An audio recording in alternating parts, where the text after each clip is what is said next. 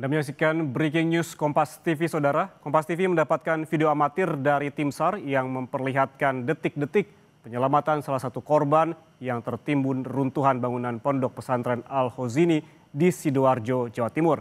Dengan dibantu tim SAR, korban berhasil keluar dari celah yang kecil.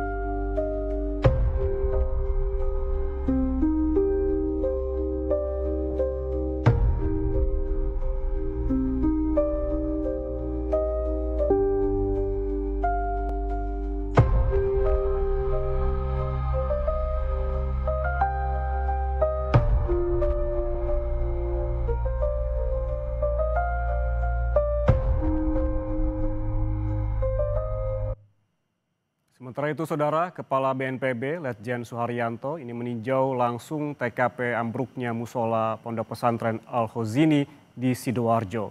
Tim penyelamat fokus pada upaya evakuasi korban yang masih tertimbun.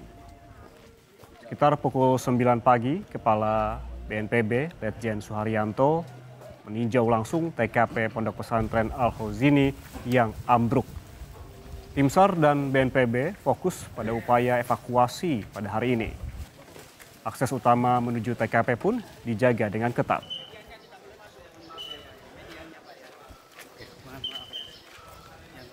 Kita sudah rapat koordinasi.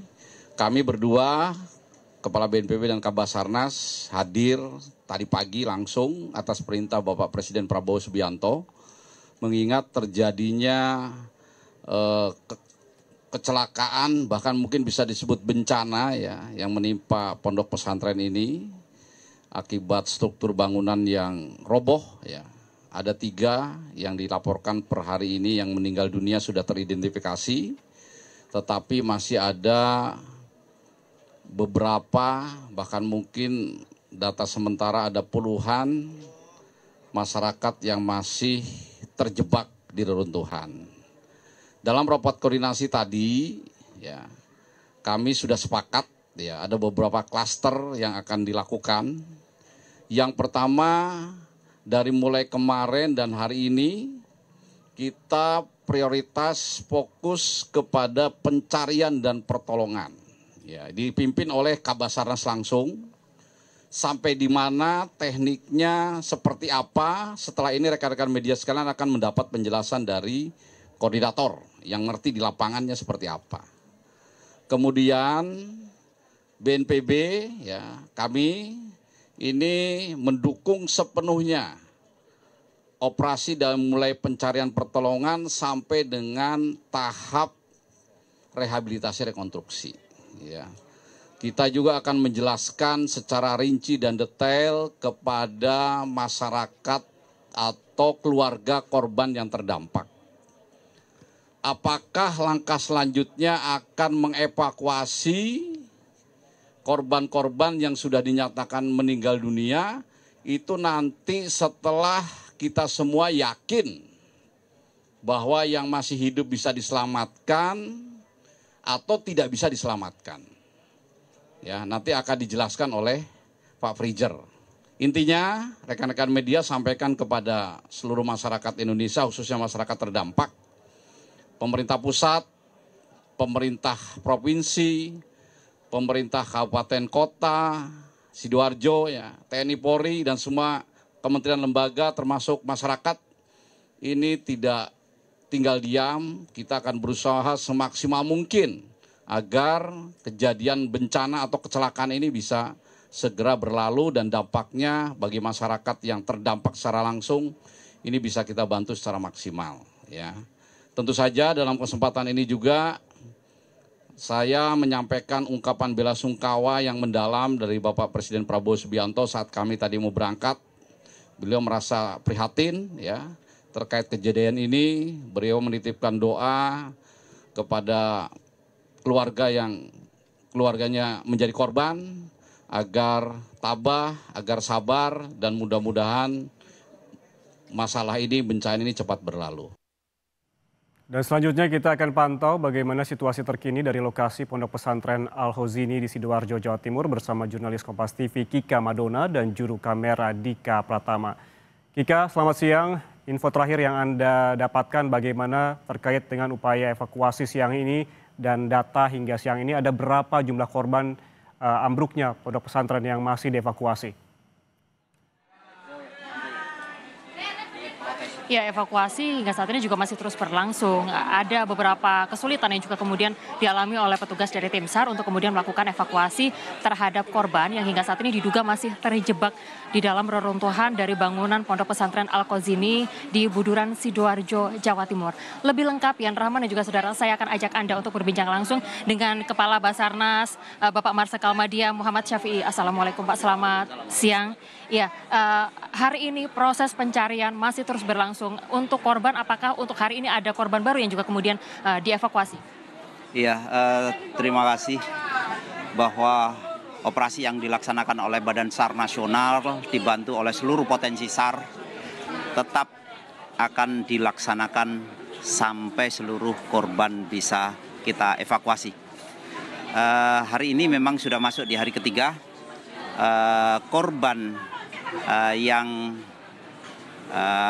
kita detect memang masih ada beberapa. Kita mendetek hari ini ada 15 titik yang memungkinkan di situ ada korban.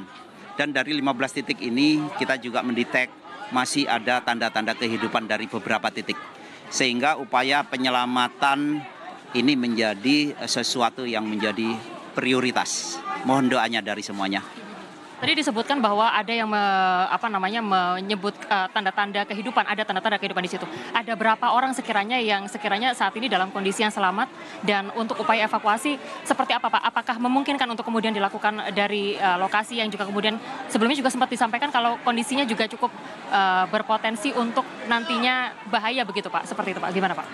Iya, tentunya pada saat terjadinya reruntuhan ini sebenarnya kondisi yang sangat membahayakan.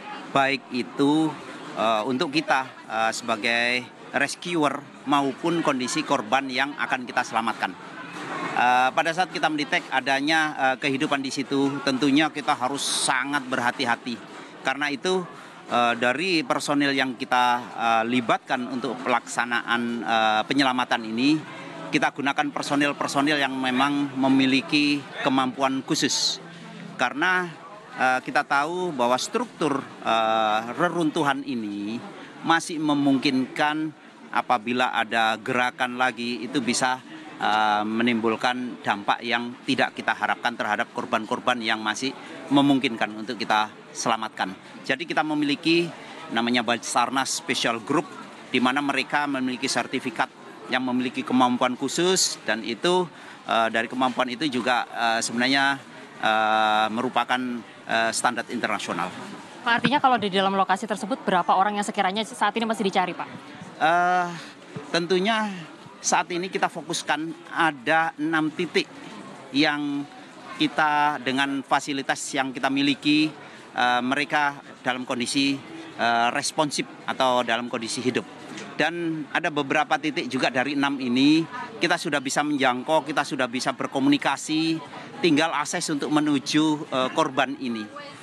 Dengan struktur bangunan yang memang sangat labil, akhirnya kegiatan kita untuk menjangkau dari korban ini kita gunakan, kita membuat kanal di bawah tanah untuk bisa menjangkau di titik itu. Karena kita tidak menginginkan itu tadi dengan alat yang kita gunakan terus menimbulkan getaran sampai akhirnya menimbulkan struktur yang sudah runtuh ini akan menimpah lagi. Gitu.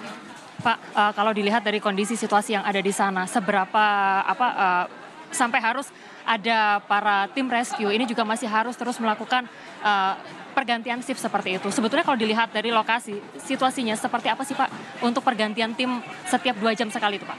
Iya, saya sampaikan sebenarnya lokasi kejadian ini sebenarnya tidak terlalu besar. Tapi yang perlu saya sampaikan bahwa reruntuhan ini ditimbulkan dari bahwa gedung ini ada lantai dasar, lantai 1, lantai 2, lantai 3, dan saat ini kemarin sebelum adanya kejadian itu lantai 4 sedang dilaksanakan pembangunan. Sehingga dengan beban yang mungkin di situ sudah tidak seimbang sehingga terjadilah runtuh ini. Nah, pada saat runtuh inilah sebenarnya tipe reruntuhan ini sudah dalam istilah SAR itu sudah tipe pancake, di mana lantai 1 sampai lantai 4 ini tertimbun menjadi satu tumpukan.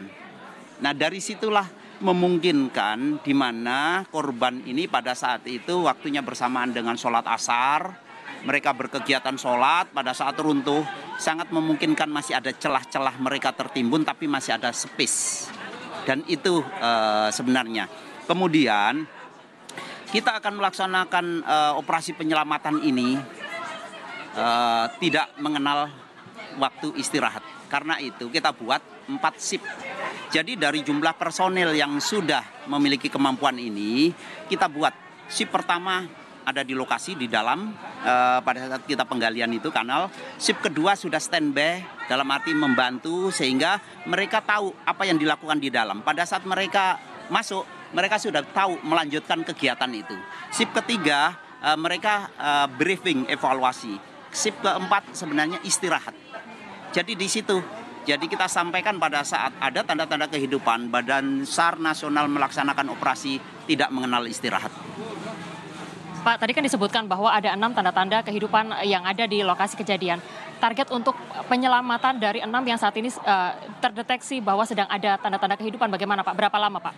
Saya pernah sampaikan bahwa visi Badan SAR Nasional satu jiwa satu rasa. Apa yang dirasakan korban itulah yang kita rasakan sebagai rescuer. Tentunya korban pasti berharap ingin segera ditemukan, ingin segera ditolong, dan itulah semangat kita. Jadi kita ingin secepat mungkin bisa menjangkau. Awalnya andai saja kanal yang kita buat ini dalam kondisi normal, kita mentargetkan itu sebenarnya aslinya dalam kurun waktu 4-7 jam itu nyampe. Tapi ternyata konstruksi dari tanah yang kita bikin galian ini ternyata juga bekas timbunan material sehingga pada saat kita membuat memungkinkan ada longsoran-longsoran. Dan kita nggak bisa membuat lebih lebar lagi karena takutnya merubah struktur dari bangunan. Begitu juga pada saat kita ketemu kolom, ketemu konstruksi beton-beton lagi, di situ kita harus berhati-hati.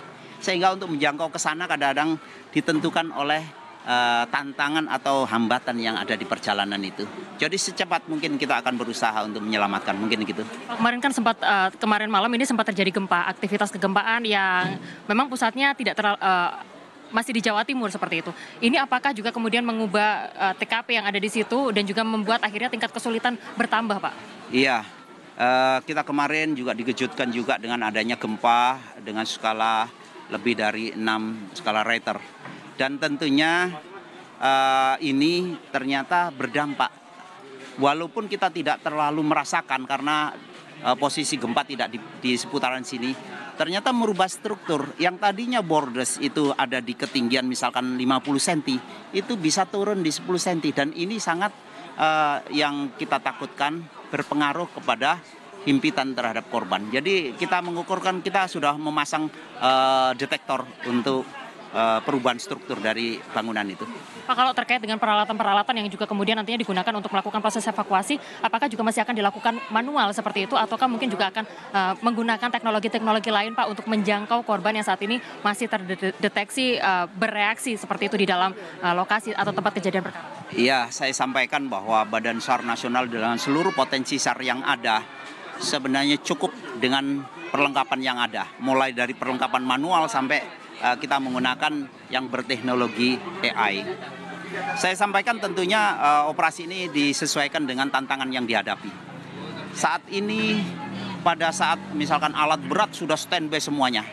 Karena dari pemerintah daerah, dari potensi yang ada semaksimal mungkin menampilkan potensinya.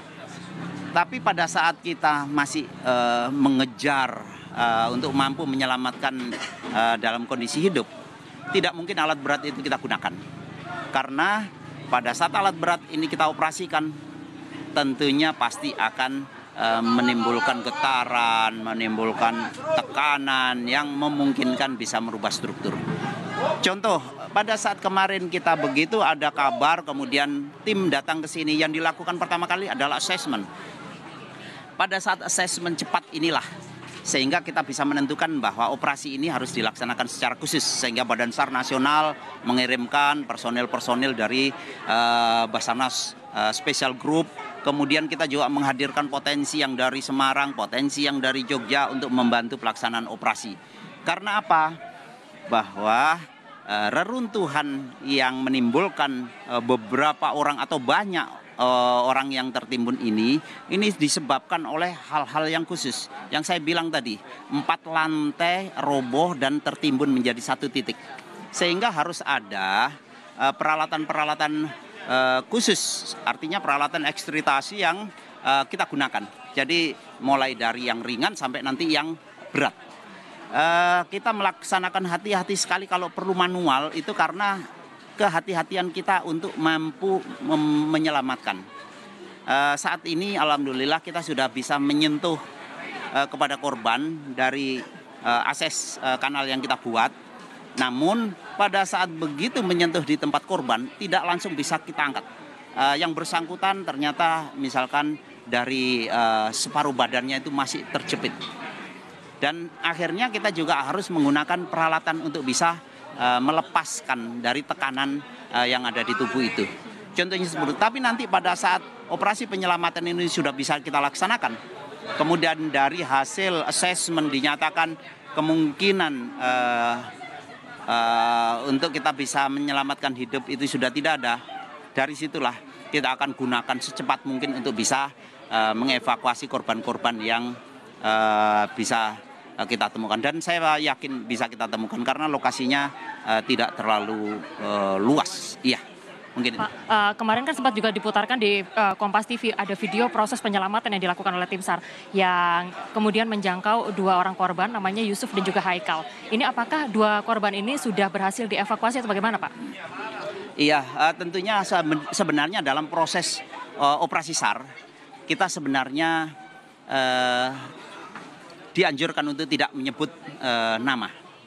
Karena ada aturan-aturan dan juga secara etika kita tidak ini. Jadi operasi yang kita laksanakan adalah menyelamatkan korban. Jadi seberapapun korban itu yang menjadi target kita. Salah satu dari yang disampaikan tadi saat ini sudah bisa kita jangkau. Mudah-mudahan dalam waktu cepat kita bisa selamatkan. Bapak tadi sampaikan di dalam keterangan pers bahwa peristiwa ini jadi perhatian dari Presiden Prabowo Subianto. Artinya apa mungkin instruksi apa yang juga kemudian diberikan oleh Presiden terkait dengan peristiwa ini? Apakah untuk masa evakuasi beliaunya juga menyampaikan sesuatu terkait dengan masa evakuasi, Pak? Iya, saya sampaikan bahwa pada saat operasi ini menghadirkan Badan SAR Nasional, apalagi juga langsung dari BNPB mendeklar bahwa ini masuk kategori bencana nasional, tentunya ini semuanya adalah hasil assessment yang mengharuskan pemerintah pusat harus hadir. Dan kehadiran Basarnas ini adalah wujud tanggung jawab dari pemerintah untuk hadir di tempat ini untuk melaksanakan operasi.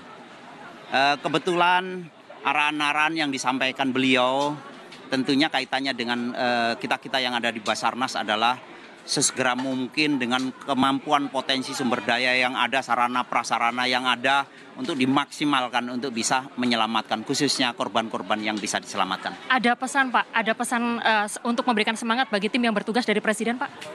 Iya, tentunya pada saat lokasi kejadian ini masih rentan terhadap ancaman baik itu untuk rescuer dan juga untuk survivor. Tentunya pesan-pesan pasti di seputaran safety. Jadi kita tidak akan pernah melakukan apapun kalau tidak ada jaminan aman. Dan itu menjadi skala prioritas. Jangan sampai kita melaksanakan operasi di kemanusiaan ini malah mengancam dari jiwa para rescuer yang bertugas. Mungkin itu. Terima kasih banyak untuk waktunya bersama kami di Kompas TV. Terima kasih banyak. Semoga kita tentunya berharap bersama bahwa dari peristiwa ini atau upaya evakuasi yang saat ini sedang berlangsung, ini bisa berjalan dengan lancar. Tentunya banyak korban selamat yang juga kemudian bisa segera ditemukan dan juga kemudian dievakuasi. Demikian Yan Rahman. Baik, terima kasih jurnalis Kompas TV Kika Madona atas laporan langsungnya dari pesantren Al-Huzuni, tempat ambruknya pesantren, di mana tadi wawancara dengan Kabasarnas Marsikal Madya Muhammad Syafi'i ini menyebutkan bahwa tim SAR mendeteksi adanya 6 tanda kehidupan di sejumlah titik di tempat ambruknya pondok pesantren di Sidoarjo, Jawa Timur.